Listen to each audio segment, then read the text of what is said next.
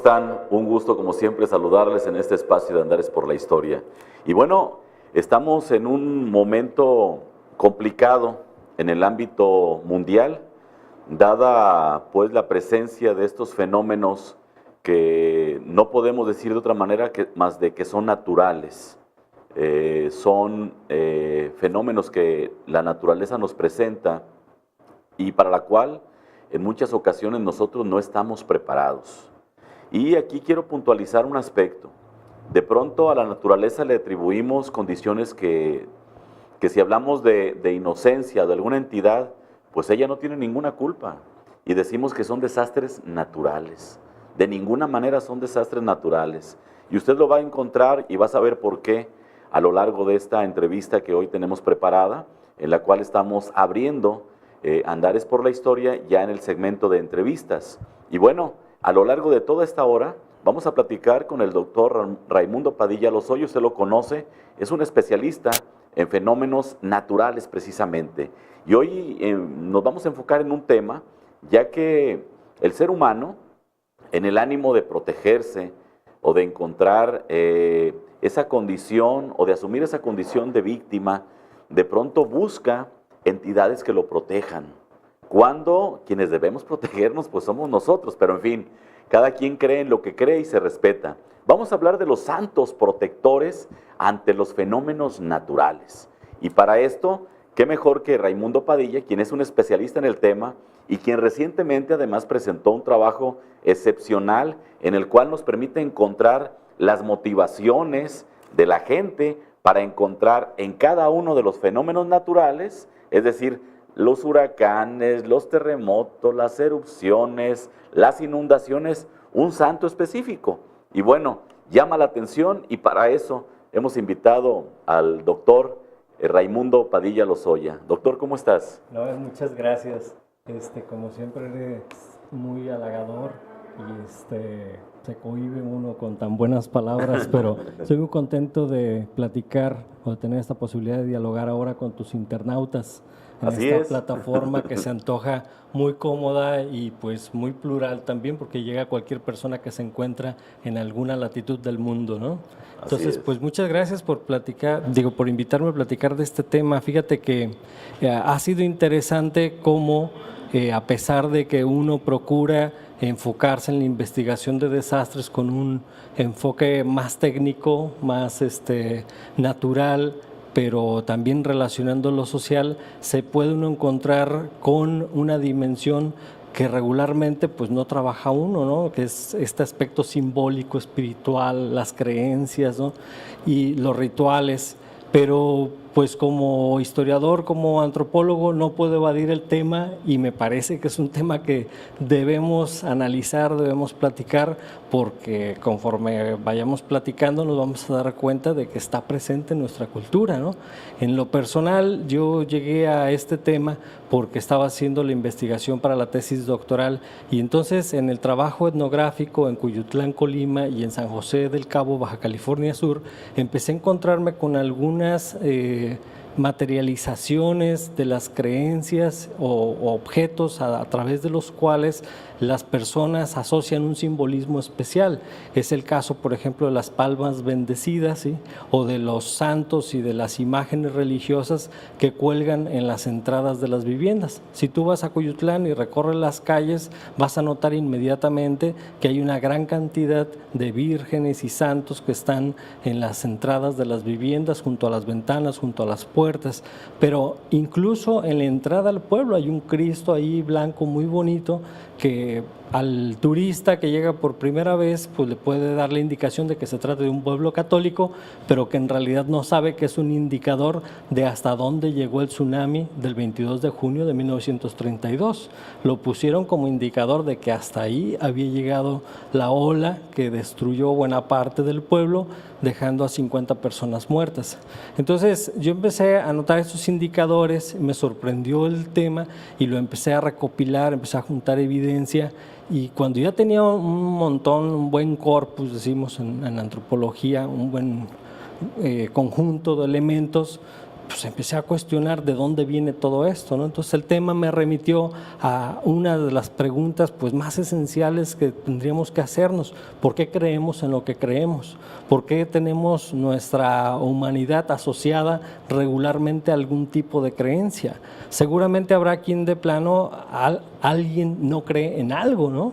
O sea, quienes de plano creen absolutamente nada, ¿no? Nada espiritual, en nada más allá que pueda rayar en el terreno de lo paranormal.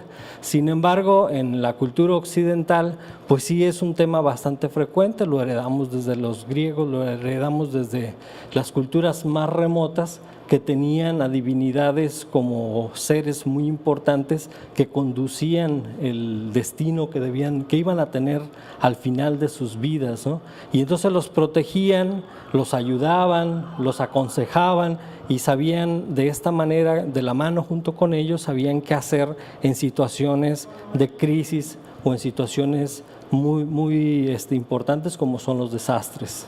Tenemos imágenes de apoyo que a lo largo del programa vamos a ir reconociendo para ir un poco llevar esta referencia. Son imágenes de apoyo. En algunos casos serán testimoniales, en otros no lo serán, sino simplemente referencia. Hay que puntualizar esto porque de pronto puede haber por ahí un desmentido, hay que aclararlo. Perdón, hablamos de Cuyutlán y no tenemos, creo que 4 o 5 imágenes, pero ¿por dónde empezamos, Ray? ¿Nos vamos a los santos? Pues mira, hay que entender que la piedra filosofal ahora sí que conduce nuestras creencias en el mundo católico, pues básicamente es la Biblia. A través de la Biblia sabemos que los hombres de esa época pues creían en que todos los fenómenos naturales que se estaban presentando ante ellos como amenazantes, pues estaban asociados al castigo que les inspiraba, que les marcaba una divinidad. Tal es el caso de las plagas de langostas, por ejemplo, o las epidemias. Y entonces venían una serie de ángeles, ellos tenían que marcar las viviendas para indicarles cuáles eran esas familias que tenían que fallecer por este padecimiento, que era un castigo por un ente divino, ¿no? Entonces, de ese tipo de literatura hemos bebido en la cultura occidental. Delume, que es un historiador francés, él ha escrito un libro muy importante que se llama El miedo en Occidente, y nos ayuda a entender dónde están estas raíces profundísimas de la creencia que tenemos en seres especiales que son capaces de mover, de controlar y de conducir los efectos y los impactos que generan los fenómenos naturales, ¿sí? Entonces, así fue como empecé a adentrarme en este tema, a darme cuenta que estaba presente en Italia, que estaba presente en España, que estaba presente en Francia, en muchas culturas antiguas, y que pues nosotros somos una especie de sincretismo donde tenemos que lidiar por un lado el asunto de la cientificidad y el racionalismo técnico físico de los fenómenos naturales, pero por el otro lado también somos profundamente creyentes. Si tú ves algunos de los videos que están circulando actualmente relacionados con el sismo ahora del 19 de septiembre, pues te vas a dar cuenta de que muchas personas en el momento en que están viviendo el sismo lo que hacen es rezar y están implorando la protección divina y están bajando a la corte celestial, hasta al ángel de la guarda. No, ángel de la guarda, escuchaba una chica que está pidiendo su protección, ¿no?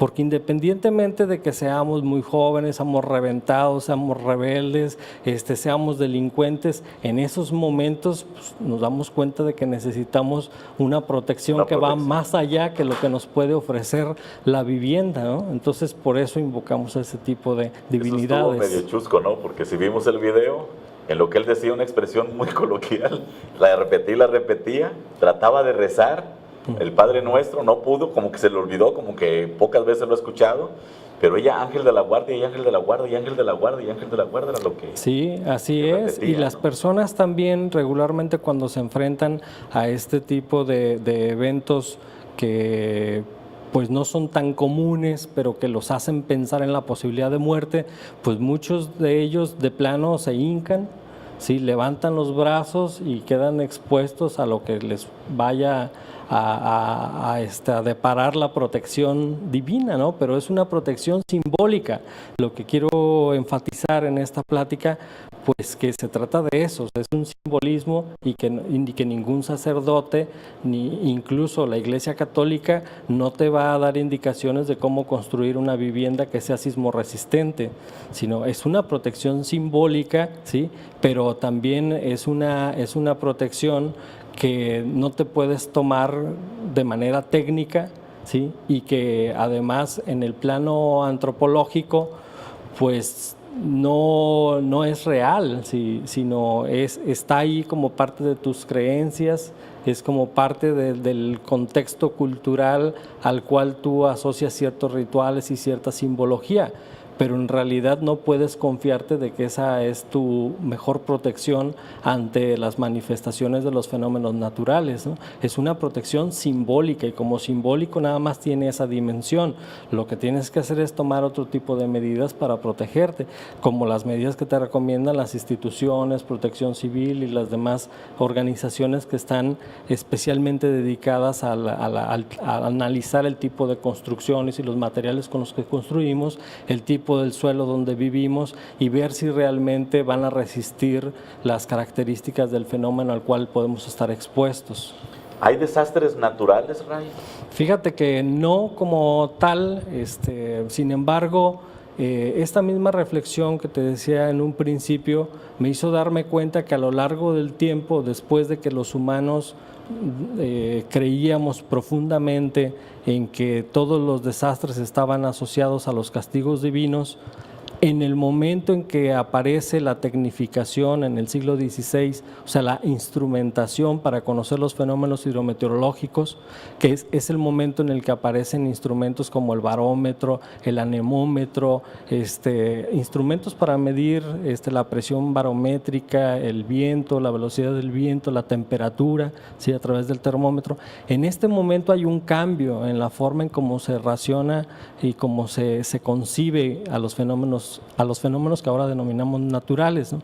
Porque entonces estos instrumentos permitieron que los científicos y que la sociedad se diera cuenta que estos fenómenos tienen una serie de características físicas que son propias de la naturaleza, ¿sí? Que tienen temperatura, que tienen velocidad, que tienen cierta intensidad o cierta magnitud y a partir de entonces se acuña este concepto de desastre natural, ¿sí? Porque se le asocia el desastre directamente a la naturaleza.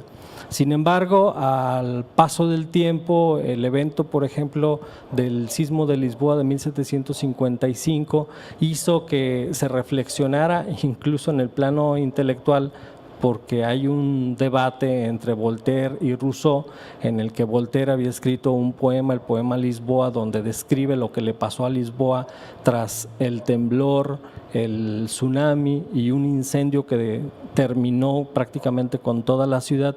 Murieron muchísimas personas, hay muchas investigaciones históricas sobre esto. En ese momento, Voltaire escribe este poema y acusa a la naturaleza, ¿no? Por el desastre que se había ocurrido, pero Rousseau, que entonces era Juan Jacobo Rousseau, que era muy joven, entonces escribe también una carta explicándole a Voltaire que la naturaleza no tenía nada que ver y que la causa de ese desastre pues era la mala construcción de las viviendas y que entonces como sociedad pues tendríamos que hacernos responsables. A partir de ese momento en el estudio de los desastres se entiende que es este cambio de paradigma. Ahora ya los desastres no son naturales, ahora los desastres están asociados a raíces profundamente sociales que son las que gradualmente van creando ciertas condiciones de riesgo que se convierten en la antesala del desastre, ¿sí? Pero el desastre como tal es un evento complejo, ¿sí? Porque tiene distintos elementos que están involucrados, como el tipo de viviendas, el tipo de relación que tiene el humano con la naturaleza, las prácticas o las capacidades de preparación y de prevención que tiene la sociedad ante un fenómeno que se presenta de manera frecuente, ¿sí? Y la forma en cómo nosotros estamos dispuestos a aceptar o no aceptar esos riesgos, ¿no? Entonces los desastres pues son multicausales, son multifactoriales, son un evento importantísimo que no dependen solamente del fenómeno natural. Por eso es que desde el enfoque que denominamos nosotros alternativo de la vulnerabilidad, que es el enfoque más actual a través del cual se está haciendo esta crítica hacia la comprensión del origen de los desastres, pues es un enfoque muy social en donde nosotros descargamos la principal responsabilidad de los desastres a las autoridades que permiten un asentamiento irregular, a las autoridades que están involucradas en la revisión de las normas de construcción de las viviendas y de los edificios. Es decir, ahora la naturaleza es un elemento del desastre, pero no es el elemento más principal, ¿sí? ¿Por qué? Porque nos hemos dado cuenta que en otras culturas y en otras latitudes, pues las sociedades han aprendido a vivir con estos fenómenos, a pesar de que sean intensos, pues no ocurren los desastres con la misma magnitud, ¿sí? Y bueno, esto que estás comentando lo podemos ver de manera fehaciente en todas las imágenes que nos presentan las televisoras, escandalizadas o no, pero de fondo, si ponemos en mute en la pantalla, vemos las imágenes y muchos edificios que se derrumbaron. Hablamos de más de 40 en la Ciudad de México y de 500 que probablemente van a demoler, que ya están en estado de abandono, pues nos habla de que se construyó mal. No se respetaron los parámetros establecidos a nivel internacional. Protección Civil fue omisa, la autoridad fue tolerante, fue omisa, y en ese sentido pues hay un dejo de corrupción también. Lo vemos de manera muy directa en lo de la escuela. Esta escuela que ya es del conocimiento mundial prácticamente por la cobertura que le han dado los diferentes medios, por este invento, que yo no tengo ninguna duda que así fue, de la niña Frida Sofía. Y vemos ahí las estructuras, cómo son estructuras totalmente vulnerables, edificios sin castillos, una construcción totalmente arbitraria, con grandes losas sobre soportes inexistentes. Hablamos de que no había castillos, de que no había una dala de soporte, y lo podemos ver como réplica en los demás edificios que también se cayeron lamentablemente. Sí, mira, lo que nos deja también el estudio de los desastres desde una perspectiva histórica es darnos cuenta que estos eventos pues no han sido aislados, no son muy ocasional. Esto de que nunca han existido, de que es la primera vez que se presenta, pues nos damos cuenta que no es así, ¿no? Estos eventos se repiten de manera frecuente y hay que estar conscientes del entorno en el que vivimos y de lo que ha ocurrido en el lugar donde estamos viviendo. Alguien me decía en la cuenta del Facebook, como internauta, Noé, es que hoy son más. Y le dije, no, están más difundidos, es todo. No nos enterábamos antes porque los medios de comunicación eran otros, nos enterábamos de lo que directamente nos afectaba. Si teníamos algún pariente en Japón, supimos que había temblado en Japón porque él nos lo había dicho, pero no habría esta cobertura, no la había comparada con lo que hay hoy. Vamos a ir a un corte, amigas, amigos, regresamos inmediatamente y ya vamos a entrar de lleno al tema en cuestión, que es el tema de los santos. Los vamos a conocer aquí con la guía del maestro, del doctor Raimundo Padilla Lozoya. Regresamos.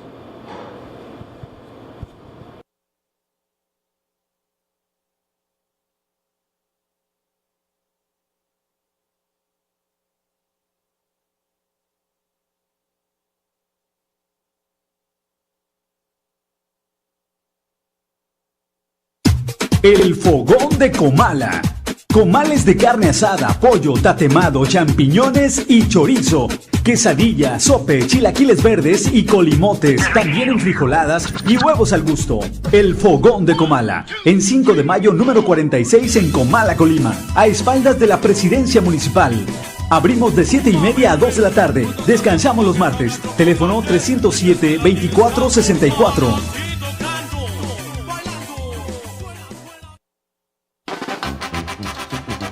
Consienta a su mascota. La atención que su mascota se merece la encuentra en Veterinaria y Alimentos Morelos. Atención al 312-31-24207. Veterinaria y Alimentos Morelos. En Morelos 96, en el centro. Trendy Boutique. Tus sueños hechos realidad. ¿Sabías que podemos vestirte a la moda con gran variedad de ropa y accesorios? Visítanos y atrévete a hacerla más bonita. Trendy Boutique.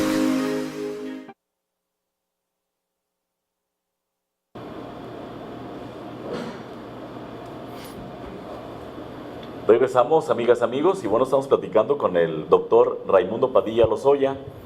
Ya dimos la introducción sobre diferentes conceptos, sobre algunas modalidades que se debe entender como desastre social, no natural. Yo me quedo con eso, desastre social, porque finalmente la sociedad somos nosotros quienes nos ponemos en riesgo, quienes somos vulnerables ante estos fenómenos que se van a seguir dando, que se han venido dando a lo largo de la historia de la misma humanidad.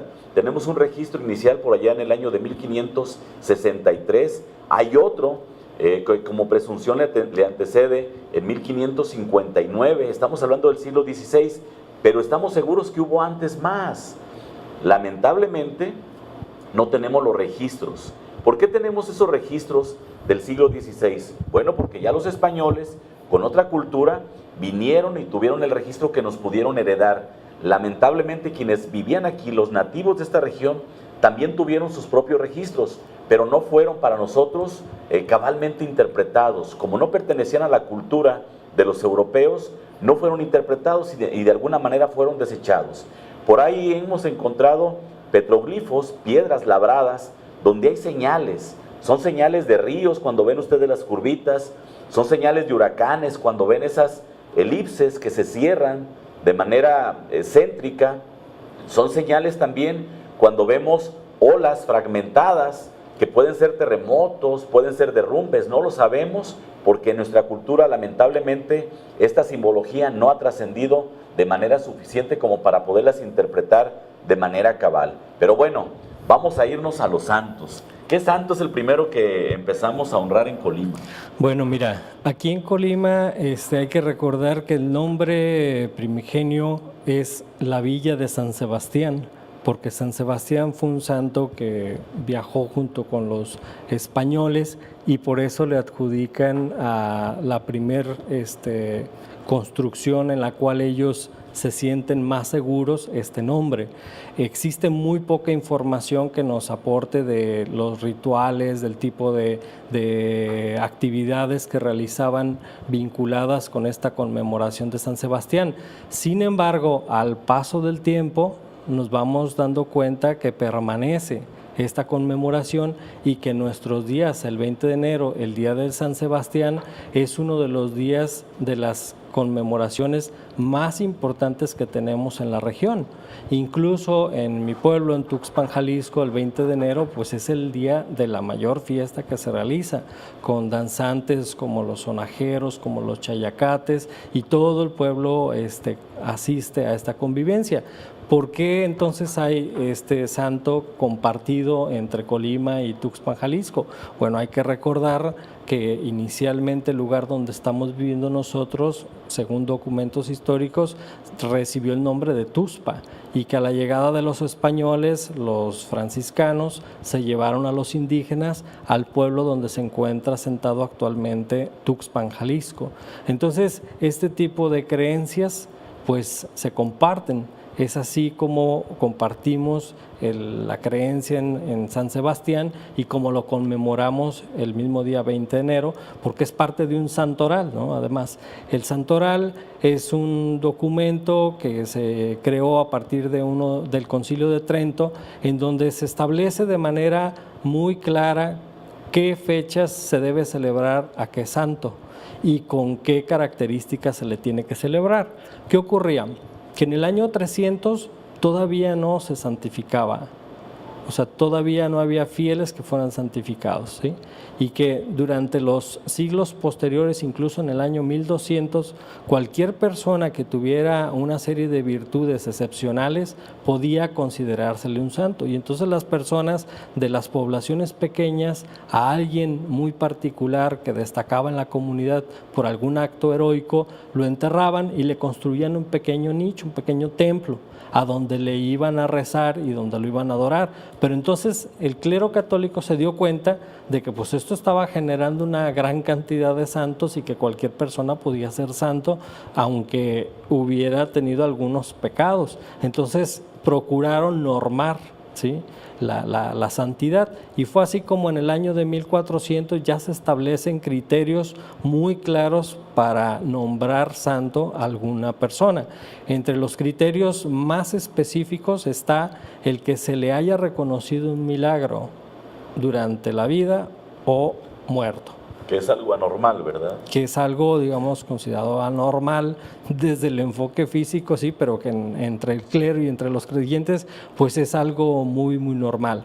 Otro es que dentro de la comunidad tuviera una reputación incuestionable, ¿sí?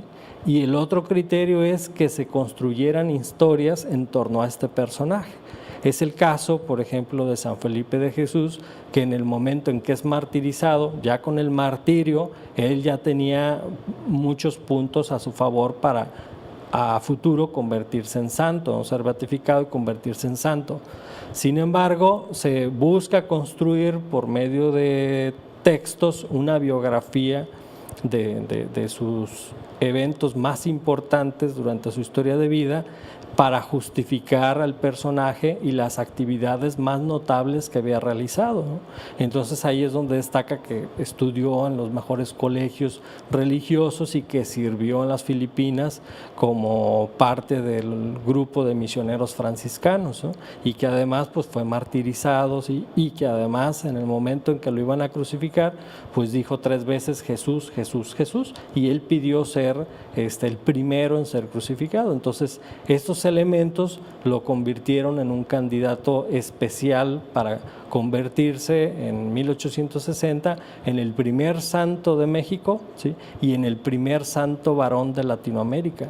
Entonces es importantísimo, y Colima tuvo una contribución muy importante ahí. Acá porque santos 200 años aquí en 1597 en 1597 murió San Felipe de Jesús, pero en 1609 se tiene ahí un evento, un incendio al parecer muy importante que destruyó buena parte de las casas reales y de las casas más humildes, que no debieron haber sido muchas en ese entonces, pero fue tal el evento que los colimenses y los españoles buscaron una protección simbólica, y esta protección simbólica la asociaron a un santo por una situación ahí medio extraña, paranormal, que tú conoces muy bien, en la que se supone que un monje acudió a la puerta del cabildo, y cuando se reunió el cabildo para hacer la rifa de santos, ¿sí?, a los que iban entrando les decía que eligieran a San Felipe de Jesús, y que de resultar electo él como santo patrono sería un buen santo patrono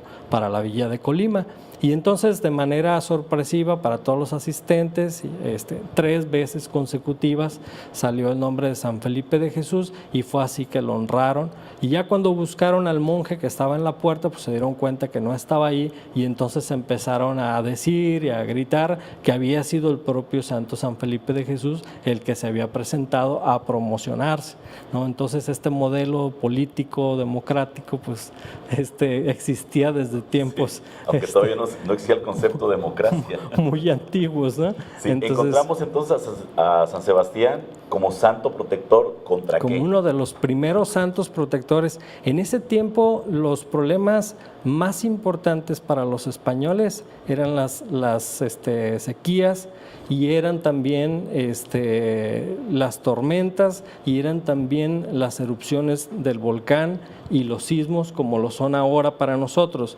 Sin embargo, no tenemos una precisión de en Colima a qué se le adjudicaban ciertas protecciones a San Sebastián. Te voy a decir por qué no hay esta precisión. Lo que ocurre es que hay una enorme variabilidad en los santos patronos, es decir, el mismo San Sebastián puede ser santo protector contra epidemias en Colima, porque había un gran número de indígenas que mueren debido a las epidemias, a las enfermedades epidémicas, pero si en esta villa hubiera más españoles, sus prioridades o su amenaza iba a ser otra. Entonces el mismo santo puede ser santo protector en el mismo lugar contra distintas amenazas, o en otra comunidad cercana. Puede ser que en Ciudad Guzmán o Zapotlán el Grande, San Sebastián fuera santo patrono contra contra otro tipo de amenaza natural. Un poquito como a la carta, ¿no? En una investigación que hice para un artículo que publiqué sobre San Felipe de Jesús, yo le pregunté al sacerdote de catedral en Ciudad Guzmán, le dije, estoy buscando información sobre San Felipe de Jesús, que en Colima es santo protector contra incendios y temblores. Y su respuesta fue, ¿contra qué? No puede ser, o sea, sí, aquí es el santo patrono contra la juventud, porque él murió muy joven, a los 22 años, pero yo nunca había escuchado que fuera protector contra epidemias, contra incendios y temblores. Dijo, seguramente les ha ido bastante mal porque él no tenía mucha experiencia en eso, ¿no? Entonces, además, los santos patronos van cambiando al paso del tiempo. Si un santo patrono en una localidad no es tan efectivo como se le espera que fuera, lo cambian, se les sustituye incluso por una virgen o por otro santo al cual se le tenga una mayor devoción, porque las devociones van cambiando al paso del tiempo. Hay historiadores como Armando Alberola Romá, un historiador extraordinario de la Universidad de Alicante, que nos ha enseñado la importancia de las rogativas, porque a través de las rogativas nos damos cuenta de los eventos más importantes que ocurren en las localidades. Y estos eventos desastrosos fueron tan importante que fue necesario pedir el apoyo divino a través de un santo, ¿sí?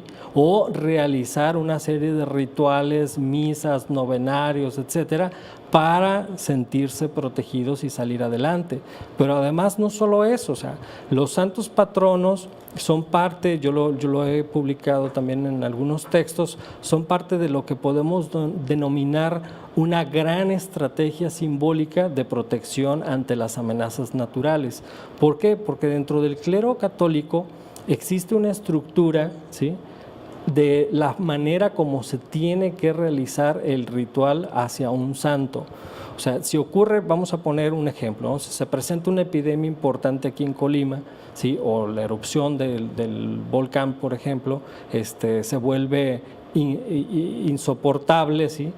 Entonces se hace una serie primero se realizan una serie de pláticas entre los principales líderes de la comunidad, entre el obispo, el gobernador, el alcalde en cuestión, para ponerse de acuerdo en cómo se va a realizar este ritual, en qué fecha se va a realizar, quiénes van a participar. Incluso durante la rogativa hay un orden. Primeramente van los máximos representantes, el gobernador o el alcalde en turno, luego el obispo, luego los sacerdotes, luego los demás creyentes y al final el pueblo pues más afectado, ¿no? Pero ese es el orden de la rogativa y era un evento muy importante y muy teatral, ¿no? Muy doloroso porque se iba cantando, ¿sí?, las alabanzas, se iba flagelando las personas, los creyentes, unos se colgaban piedras de las orejas o de la lengua o de la boca o del cuello, se ponían huesos, se martirizaban los oídos, se martirizaban la nariz, de distintas maneras, ¿no? Iban a pie a rais incluso, se colgaban costales con ramas, con espinas y todo, para infringirse dolor, porque ese dolor era parte del rictus de arrepentimiento que el creyente le ofrecía a su santo, ¿no? Entonces ya ese tipo de creencias pues no se realizan de la misma manera, porque a partir de que inicia en nuestro país el liberalismo, sí, pero fueron muy importantes y así era como se realizaban, y ahora solamente tenemos rituales que son muy pequeños pero que están vinculados a ese tipo de celebraciones increíblemente teatrales, ¿no? No quiero pensar que nada más San Sebastián y Felipe de Jesús han sido nuestros santos patronos protectores. De manera prominente yo encuentro a la Virgen de Guadalupe, por ejemplo, que nos protege prácticamente de todo. Sí, así es. Tenemos a la Virgen de los Remedios, tenemos a la Candelaria. La Candelaria también es muy importante porque a la Virgen de la Candelaria se le asocia una mayor devoción de parte de sus creyentes a partir del tsunami de 1932. Incluso entre los tecomenses existe la creencia de que después del tsunami de 1932, del 22 de junio, cuando fueron a ver la imagen de la Virgen, tenía arena en los pies. y para ellos eso fue como si la Virgen hubiera ido al mar a detener las aguas del maremoto, del tsunami, ¿sí? Actualmente en Cuyutlán, todavía a partir del año 2009, fíjate, o sea, muy reciente, construyeron ahí una capilla pequeña para Santa María del Mar. Que es una santa propia, ¿verdad? Sí, parece como que ellos mismos la eligieron y como que a partir de ahí empezó este ritual. Y ella sí tiene su mano levantada para detener las aguas del Océano Pacífico y tiene una serie de conchas en los pies que están relacionados obviamente con el mar, tiene arena también y tiene una leyenda ahí que dice que es para proteger contra estos fenómenos. Entonces estos rituales pues no están tan en el pasado porque se están creando de manera frecuente incluso hasta nuestros días. Tal es el caso, por ejemplo, del Cristo de los Brazos Caídos en Barra de Navidad. A partir del paso del huracán Lili en 1971, el templo sufrió daños y el Cristo, según los locales, en el momento en que estaba impactando el huracán, bajó los brazos, sí, pero quedó en pie en la cruz. Y entonces ellos lo tomaron como un designio milagroso porque para ellos en el momento en que bajó los brazos detuvo su fuerza el huracán. Y entonces desde ahí le han asociado varios milagros y varias protecciones. Tras el paso del huracán Patricia en el año 2015 hay unas imágenes en donde se ve que el sacerdote lleva al Cristo los brazos caídos, abrazado, y va un grupo de personas detrás de él rumbo a hacer un recorrido por el pueblo y después a ofrecerle una misa. Entonces estas creencias pues siguen viviendo entre nosotros, son parte de este esquema cultural, religioso, del cual dependen pues muchas personas para sentirse seguros, para sentirse protegidos. Independientemente del respeto incuestionable que tenemos a estas creencias, un científico como tú, antropólogo, historiador, con un amplio conocimiento sociológico, ¿crees que esto es necesario para las sociedades o lo ves artificial? No, a mí me parece que la creencia durante mucho tiempo y en situaciones de desastre ahora fue sustituida por el psicólogo, pero a falta de psicólogos se convirtió en un recurso importante para darle tranquilidad a la sociedad. Es decir, después de un desastre, ¿en dónde encuentras tú un impulso para salir adelante si quedó todo devastado? Lo más normal es que la población tomara sus tiliches, lo poco que les quedaba, y se fuera. En Colima el éxodo fue una opción en muchos desastres. O sea, la ciudad de Colima pudo haber quedado deshabitada en muchas ocasiones a lo largo de la historia por desastres. Sin embargo, la creencia, ¿sí? la creencia en esta protección simbólica o en un santo que te puede proteger ha hecho que las personas se queden en el lugar. Pero también ha habido sanciones por parte de la Iglesia en común acuerdo con las autoridades laicas, ¿no? Con los alcaldes y los gobernadores, de tal manera que el que se salía de la comunidad era excluido de la comunidad católica, ¿sí? Era excomulgado incluso, ¿no? Entonces, so pena de padecer ese tipo de castigo, pues mejor se quedaban y se ponían a trabajar en grupo. Pero además, estos rituales, estas lamentaciones, son una especie de catarsis emocional, sí, que ayudan a que las personas desahoguen el sentimiento. Si tú ves las recomendaciones actuales de los psicólogos en situaciones de desastre, lo que te recomiendan es que cuando una persona está viviendo una situación de crisis emocional, lo peor que le puedes hacer es, ya cálmate, ya no estés llorando, esto es normal. No, tienes que dejar que fluya para que desahogue, para que llore lo que tenga que llorar y se estabilice sus emociones. Entonces, hay que pensar en estas sociedades antiguas en donde pues, no se tenía este tipo de atención psicológica, e incluso el sacerdote funcionaba como una especie de psicólogo, porque le decía, mira, pues estos eventos tienen que ocurrir por una razón, y esa razón, ¿sí? Pues es divina, Dios lo quiere. Entonces, no se relacionaba la culpabilidad con la sociedad.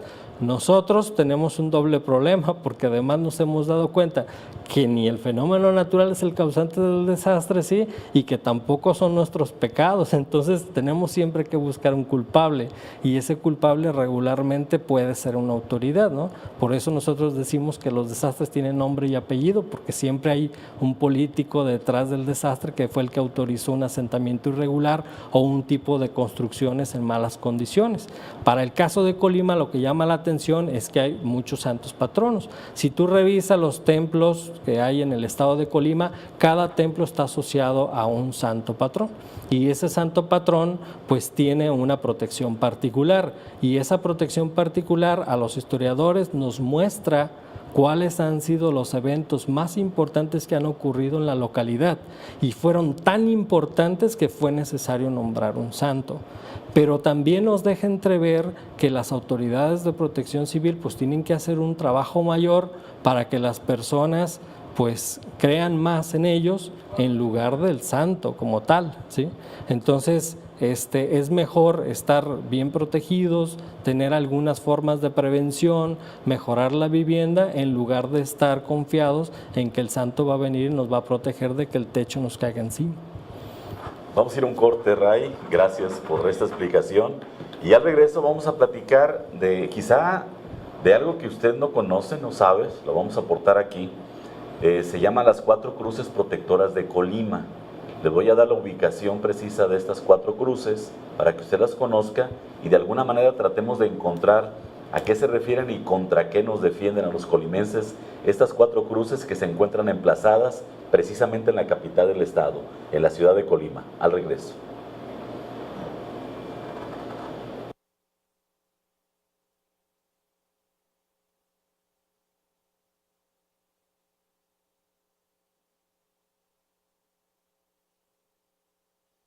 El fogón de Comala. Comales de carne asada, pollo, tatemado, champiñones y chorizo. Quesadilla, sope, chilaquiles verdes y colimotes, también enfrijoladas y huevos al gusto. El fogón de Comala, en 5 de mayo número 46 en Comala, Colima, a espaldas de la presidencia municipal. Abrimos de 7:30 a 2 de la tarde. Descansamos los martes. Teléfono 307-2464.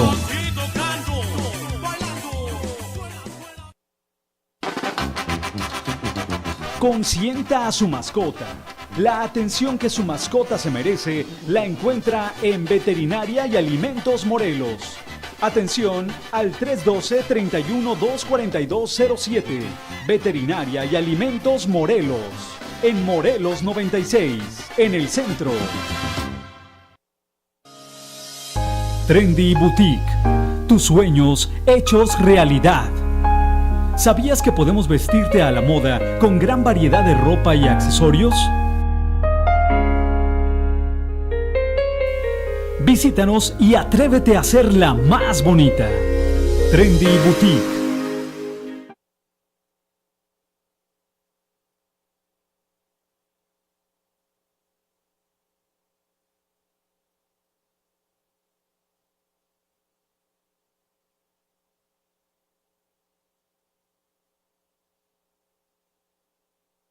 Amigos, y bueno, prometí hablarles con el apoyo de nuestro invitado Raimundo Padilla de estas 4 cruces que se encuentran emplazadas en espacios estratégicos de la capital del estado.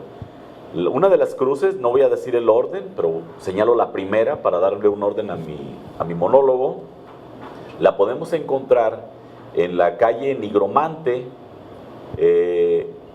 no, es la calle Corregidora, esquina con Torres Quintero, contraesquina de la actual Comisión Federal de Electricidad. Ahí ustedes van a ver un pilar trunco tipo dórico y en la parte superior había una cruz. No la hay. Fue la primera cruz que se perdió, lamentablemente. Otra cruz, esa era supuestamente contra las inundaciones. Y encontramos una lógica. ¿Por qué razón? Porque ahí está cercano pues el río. Prácticamente es la playa del río Colima. Encontramos otra cruz en la mercería que se llamaba originalmente la Cruz de Piedra. Esta cruz todavía existe, está en la confluencia de la calle Venustiano Carranza, que corre de sur a norte, y donde inicia la calle Torres Quintero. Otra cruz, la tercera, la encontramos sobre las calles o en la esquina que hacen las calles Ignacio Zaragoza y Filomeno Medina. Allí encontramos la farmacia de la Cruz. Y una cruz más la encontramos en la calle Revolución, esquina creo que es con Abasolo. Hay un abarrote ahí, un abarrote de los antiguos, atendido por unas señoras muy respetables, con las cuales platiqué de manera fabulosa mientras me tomaba un refresco, y ellas no recuerdan que hubiera una cruz, pero la edificación nos habla de que efectivamente allí hubo una cruz. Y bueno, no di la continuidad de para qué defendían las otras cruces. Sucede que la cruz que se encuentra en Corregidora, esquina con Torres Quintero, contra las inundaciones, la cruz de la Mercería de piedra contra los terremotos, y la cruz que se encuentra todavía en la farmacia de la Cruz contra los incendios e inundaciones, y la cruz que se encontraba al sur en esta confluencia de Abasolo con Revolución, según protegía contra las epidemias. Son las cruces que tenemos y de alguna manera tienen su lógica. La parte más destruida durante los terremotos del siglo XX, siglo XIX, siglo XVIII, era el centro de la ciudad por el tipo de construcciones. De ahí la cruz de piedra, o de la mercería de piedra. La del incendio, encontramos que ahí se ubicaron los grandes almacenes de la llegada a Sierra del Camino Real, las primeras tiendas, y también por ahí ocurre una importante avenida de agua. Es Filomeno Medina y Emilio Carranza, además que se continúa por Juárez. Y la Revolución, porque por ahí entraban las enfermedades, las epidemias de la gente que venía de la parte sur del estado, de la costa, por donde llegó la fiebre amarilla, por donde llegaron todas estas grandes tempestades que asolaron durante el siglo XIX, principalmente a finales y parte del siglo XX, a mediados, a principios, pues con grandes epidemias. De ahí pues hay esta lógica. Sí. Tú tienes otras imágenes. Sí, bueno, lo que te quiero comentar al respecto es que esto obedece a una relación también muy antigua que se fue construyendo gradualmente en la Ciudad de México. Existe un libro que se llama La historia de un milagro, que es de Matabuena, y en él da cuenta de los distintos santos y vírgenes que ha habido en la Ciudad de México, y nos cuenta que la Ciudad de México está protegida por 4 vírgenes, cada una de ellas puesta en alguno de los puntos cardinales principales. Entonces, al norte, por ejemplo, se encuentra la Virgen de Guadalupe, al este la Virgen de la Bala, al sur la Virgen de la Piedad y al oeste la Virgen de los Remedios. La Virgen del Guadalupe, que está al norte, es protectora contra inundaciones y epidemias. Al oeste la Virgen de los Remedios protege contra sequías, al sur la Virgen de la Piedad protege contra los terremotos y al este la Virgen de la Bala es protectora contra enfermedades, pero también con agresiones. Su historia es muy interesante porque la escultura al pie tiene incrustada una bala, y esa bala se supone que fue la que le disparó un marido a su mujer, y ella se protegió con la escultura y entonces la bala se incrustó ahí. Y entonces a partir de ese momento, pues la Virgen se volvió importante como protectora ante las agresiones y los feminicidios potenciales, ¿no? Entonces, pero la dinámica es muy similar a lo que ocurre en Colima. Hay que recordar también que los españoles hacían trazas cuadradas muy perfectas en las ciudades y entonces buscaban este tipo de protecciones en los 4 puntos cardinales.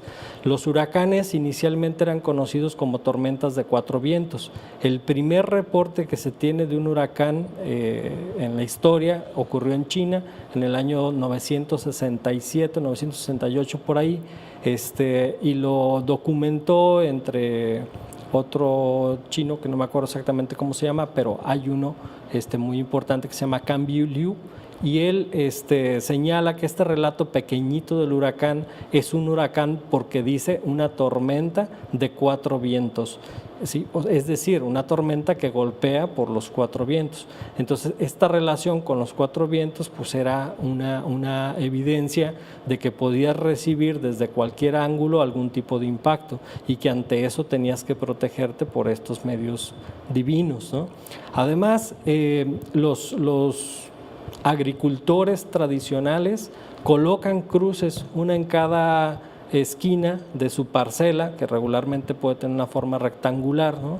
Y entonces esas cruces de carrizo pues son protectoras ante los malos temporales. Hay que recordar que, por ejemplo, a San Francisco de Asís se le solicita que llueva, se le solicita para que llueva en abundancia, pero luego también se le tiene como un santo que castiga mucho por el famosísimo cordonazo, que es el 4 de octubre, el día de San Francisco de Asís. Y entonces el día de San Francisco se tiene la creencia de que castiga a los fieles con este cordonazo, que es una tormenta muy, muy intensa o un huracán. En el año de 1958 en San José del Cabo vivieron o padecieron un huracán muy importante exactamente ese día. Entonces las personas creen fielmente que se debió a los pecados que cometían y que el causante de esto pues fue San Francisco de Asís. En el caso de Colima también los agricultores creen mucho en San Isidro Labrador para el buen temporal. Todos estos dos santos, San Francisco, San Isidro Labrador, están involucrados con el temporal de cosechas, ¿no? Pero estas creencias pues superan latitudes. Yo lo que te mencionaba hace un momento es que es importante entender en esta dimensión antropológica cómo se transmiten los rituales de una latitud a otra. En Cuba, por ejemplo, San Francisco de Asís y el cordonazo es muy conocido, en el Pacífico mexicano también, pero también te lo encuentras en Filipinas, que es una sociedad profundamente católica, ¿no? Aunque ahorita ya hablen inglés todos, pero también fueron una colonia española. Entonces, este tipo de herencia cultural asociada a los rituales, pues ha pervivido y ha sobrevivido a lo largo de los siglos y lo encontramos hasta nuestros días. Pero hay que entender que se trata de una dimensión simbólica y que para nada es una forma de prevenir, ni una forma de prepararse ante los impactos intensos de un fenómeno natural como pueden ser los sismos, ¿sí? Se respeta la creencia como se respeta lo que pueda pensar cualquier persona, pero también hay que atender a las medidas de las autoridades en materia de protección civil y sobre todo en la protección de la estructura en la cual nos encontramos viviendo, ¿no? Hay que revisar que estén bien fortalecidas nuestras viviendas, que cuenten con los castillos adecuados, el tipo de varillas, hay que revisar el tipo del suelo en donde fue construido la vivienda, porque de eso depende que se pueda colapsar la vivienda o el edificio. En el caso de la Ciudad de México, pues es muy evidente que ahí es difícil construir estructuras porque la Ciudad de México está sentada sobre una gelatina, sobre un terreno muy lodoso que fue inicialmente un lago, y ahora lo que tú construyas ahí pues se va a sacudir y se va a mecer como si estuvieras encima de una cama de agua, de una gelatina. Entonces, ante eso, pues los santos son un recurso al cual nuestro espíritu puede recurrir. Leonardo da Vinci dicen que cuando le preguntaban si creía él o no en Dios, él decía, yo no creo en Dios, pero mi espíritu sí. O sea, es una cuestión de mi espíritu, y con eso salvaba los posibles castigos que pudiera enfrentar, ¿no? Entonces, sí, pero no. Hay que mantenerlo como parte de una creencia que puede tener cualquier persona, ¿sí? Pero sobre todo hay que atender a las recomendaciones técnicas, ¿sí? Que nos hablan del tipo de materiales que nos pueden caer encima, ¿no? Sí, no exponernos, ¿verdad? Porque en la medida del desastre será exactamente de la proporción en la que nosotros estemos expuestos. Una casa, y estamos viendo imágenes, construida de adobe, en la que usualmente pues se reseca la parte del cuerpo y además la base contra la humedad que pueda tener en la parte superior, pues obviamente hay un peso desproporcionado y físicamente no va a soportar esa estructura pues el peso que tiene y que se compone por el techo, por la humedad de la teja, etcétera. Y son las casas susceptibles de derrumbarse. Porque, por ejemplo, en la Ciudad de México vemos la Torre Latinoamericana, que no le pasa nada. Vemos el propio Palacio de Bellas Artes, que no le pasa nada. Vemos el edificio del Banco de México tampoco. El del edificio de Correos. Digo, estos edificios emblemáticos que son de por lo menos 100 años atrás. Y nos encontramos con que ahí están los edificios. Bueno, la Torre Latinoamericana más reciente, pero no les pasa nada. ¿Por qué? Porque obviamente fueron construidas esas edificaciones con relación al tipo de suelo. ¿Qué se cayó? ¿Qué se lastimó más? Lo que no está construido en proporción al tipo del suelo. de acuerdo con el tipo de suelo. Sí. Lo que tú hablabas de la gelatina inmensa, que es en la parte inferior de la Ciudad de México, es cierto, es un lago que fue desecado, de tal manera que se encuentra completamente vulnerable la población que se albergue en edificios que no están construidos con relación al tipo de suelo. Sí, además es importante que las personas que estudian los riesgos y los desastres y la protección civil, pues consideren este tipo de creencias en la sociedad.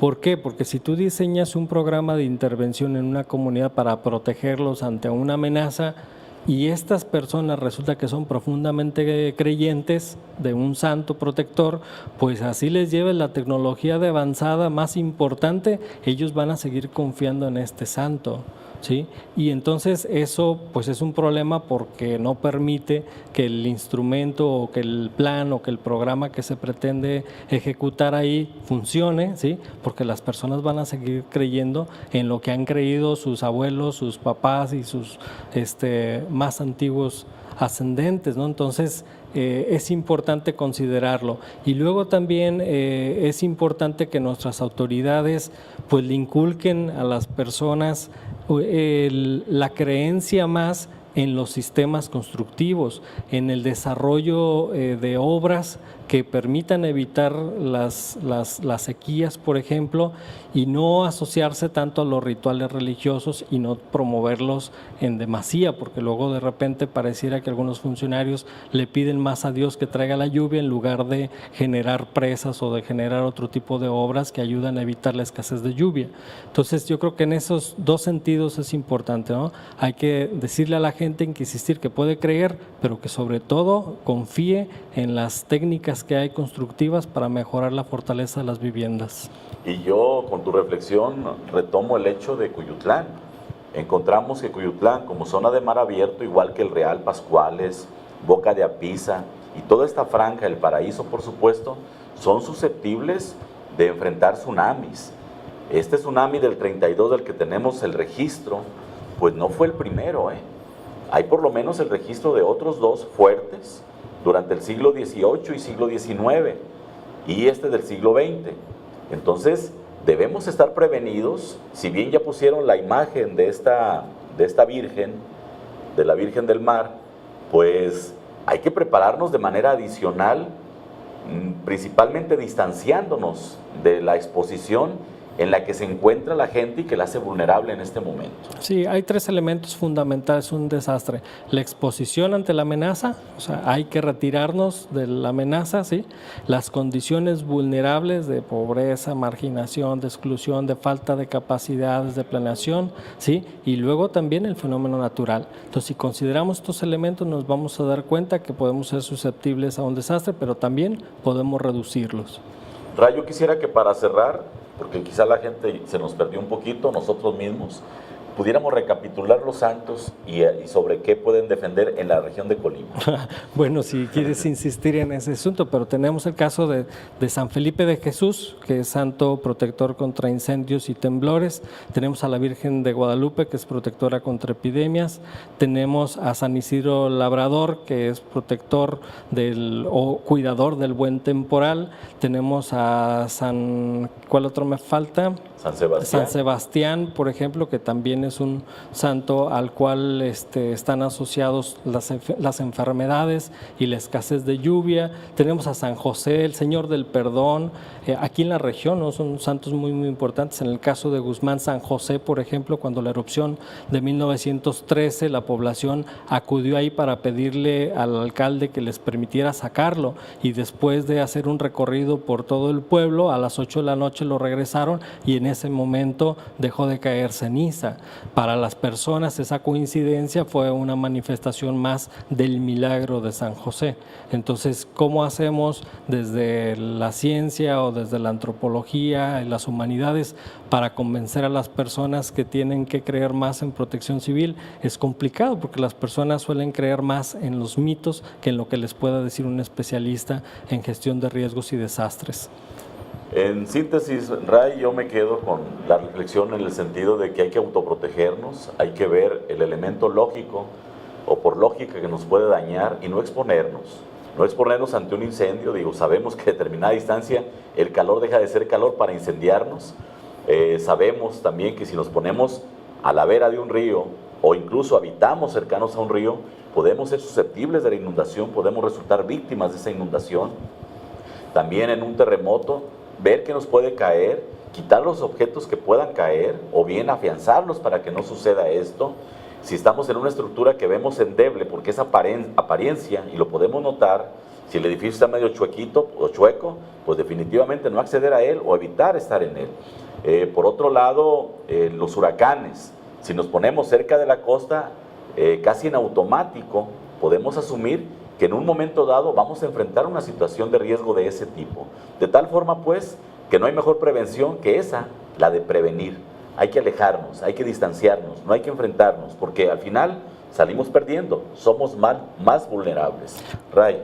Así es, las creencias religiosas son ancestrales, pero también lo son los desastres, y están vinculados porque aparentemente estos eventos pues dependen de un origen divino, sin embargo, principalmente es un origen social, y eso no hay que dejarlo de lado. Hay que insistir en que nosotros somos los que creamos condiciones de riesgo, pero también somos los responsables en prevenir y prepararnos ante los efectos de los fenómenos naturales que han sido constantes, según nos lo dice la historia.